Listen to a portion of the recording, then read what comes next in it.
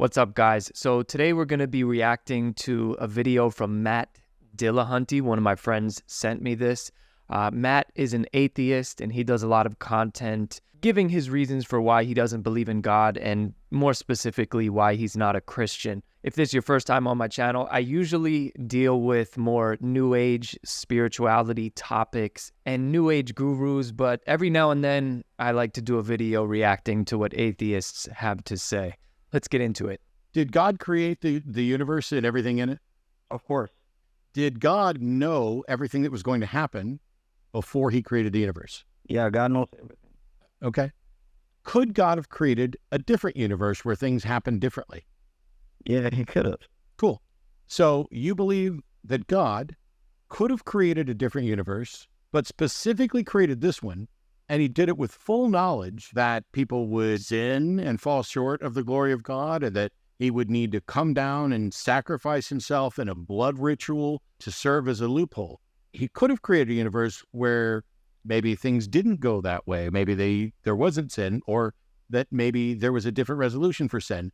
But you believe that God specifically chose this universe where countless people are going to be damned and doomed to hell for the sin of not believing in God, and that he then set up blood ritual magic as the best solution to it.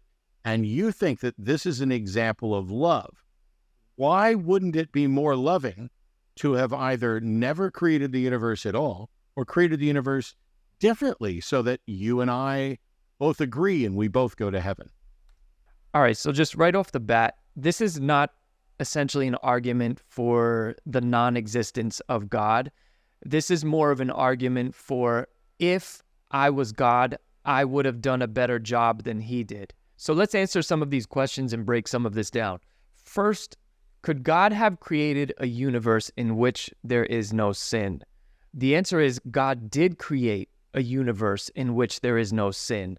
Sin didn't enter the universe until Adam bit the forbidden fruit.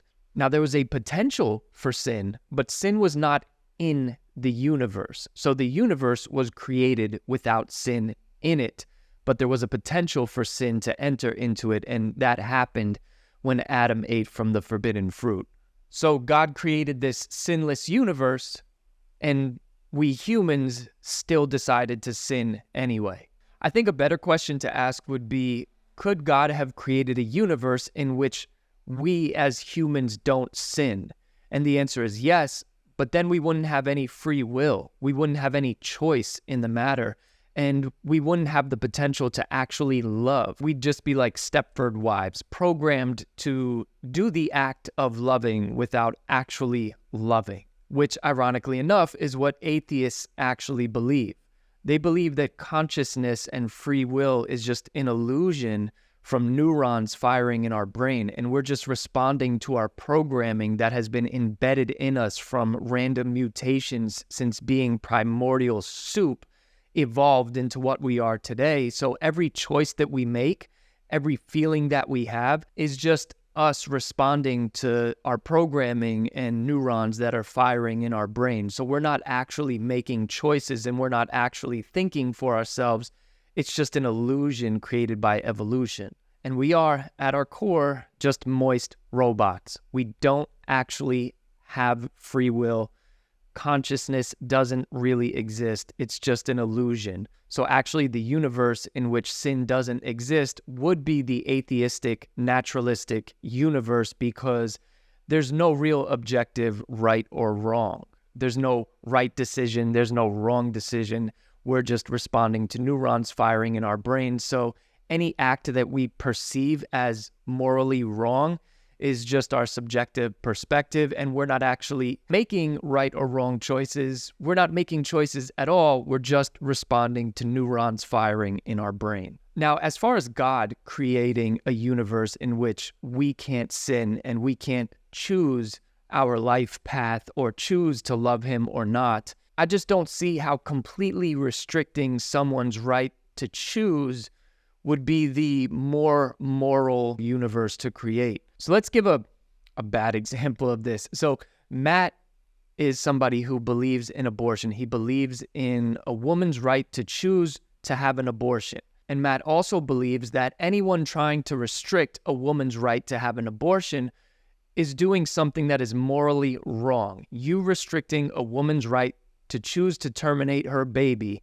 is morally wrong. And the more moral thing to do would be to allow a woman a right to choose whether or not her baby lives or dies. So therefore, restricting somebody's choice to do something even as crazy as choosing whether or not her baby lives or dies, restricting that choice in Matt's view would be morally wrong. So therefore, God allowing us the ability to choose good or evil, love or hate, is the only way that I believe that the question of morality can even be factored into the equation. Because without the ability to choose to do wrong, there's no real ability to choose to do right. We wouldn't even have the ability to ponder these questions. Look, this is as simple as I can put it. Without the ability to choose to love, love doesn't exist. If you cannot choose love over hate, then what is love? We wouldn't even have the ability to understand what good is without also understanding evil. We wouldn't be able to love each other if we didn't have the choice to do so. If we were just programmed to do so, it's not real love. Love is having the ability to choose to love someone even when it's difficult. So I just don't see how restricting somebody's ability to do so would be the more moral universe to create.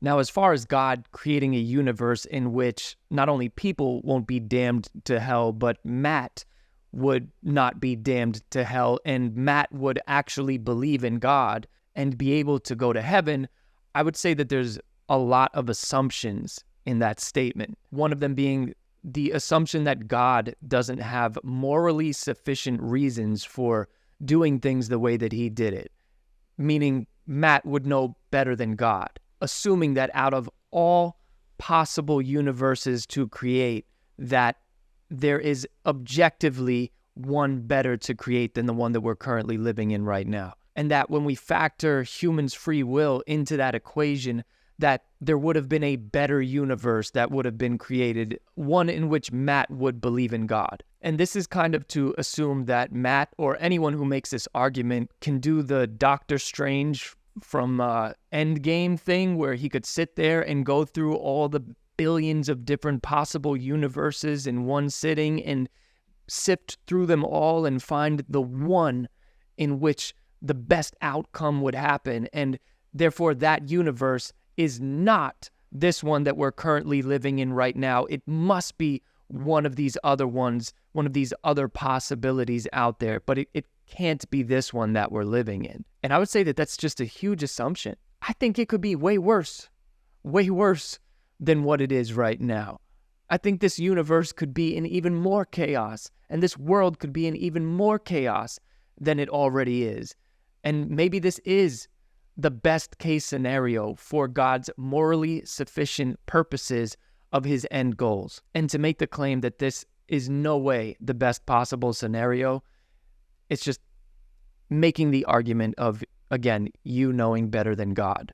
And to the point of Matt saying that it's the sin of not believing in God that keeps you from going to heaven, that's not the sin that keeps you from going to heaven. Even the demons believe in God. Even Satan believes in God. So it's not believing in God that keeps you from going to heaven. It's rejecting the free gift of salvation that has been offered to us. Now, I'm not going to for one second make the claim that I fully understand why things had to go the way that they did. I'm not going to claim that I know for 100% fact why Jesus needed to be sacrificed in order to set things right. I'm not going to make the claim that I understand the mysteries of the universe in a way so deep that I can give you the irrefutable reason of why things had to go down the way that they did. Because me claiming to fully understand that would be doing exactly what Matt is doing in making the claim that there must have and there has to be a better way to accomplish the salvation of humanity. I'm not going to sit here and argue with God and say, hey, I don't accept those terms. Even though I don't fully understand, I still don't accept those terms. I can't fathom the arrogance of just not accepting God's terms for redemption. I don't understand it. And again, I think to make the claim that we do understand it and therefore there could have been a better way, I think that's just making the claim that you and I would know better than God. So anyway, let's continue on. We're not even halfway through this. Yeah, we could both go to heaven if we believe in Jesus. So I think the question... I give up, Emmanuel. Yeah. I fucking give up. I hand walked your ass to a point and specifically set it up, and you just ignored all of it to say we could both go to heaven. You think God created this universe instead of another. Could God have created a universe where we didn't sin? Yes, he could have, but we wouldn't know his Then will. that would have been the more loving act. That would have been the more loving act where nobody has to go to hell. So the fact that you think that this poisonous, bullshit, ridiculous scenario where God comes down and takes human form and sacrifices himself to serve as a loophole so that people who don't deserve it can go on to the magical land through a blood magic ritual is a demonstration of love. Your notion of love is perverse, and I want nothing to do with it. It is disgusting to me that you would advocate as love the notion that killing someone and slaughtering them to serve as a loophole for somebody else's wrongdoing is the most profound statement of love. Your psyche, your psychology has been so perverted by religion that you no longer know what love is, and you have sacrificed your human on the altar of a gross and disgusting myth that isn't even true. Thanks for calling. See you next time. Well, and there we have it. So I don't think that there's any possible universe that God could have created in which Matt would put his trust in Jesus Christ. I just don't think so. And the irony of Matt saying that we have a perverted view of love, it's like, man, just slap me in the face with an iron, because from Matt's, again, atheistic worldview, love doesn't even really exist. It's just a chemical imbalance. It's just us responding to the neurons firing in our brain. It's a complete illusion.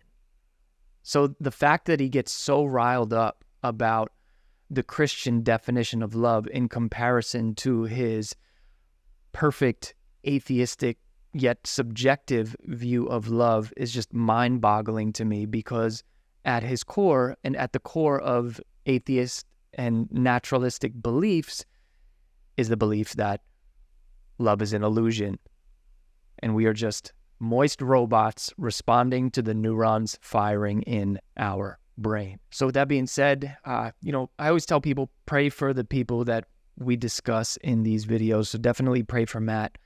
If you enjoyed this content, again, like, share, and subscribe. Also, I have removed all YouTube ads from my videos. So if you want to financially support the channel, just go hit the Patreon link. It's over here. Yeah, boom.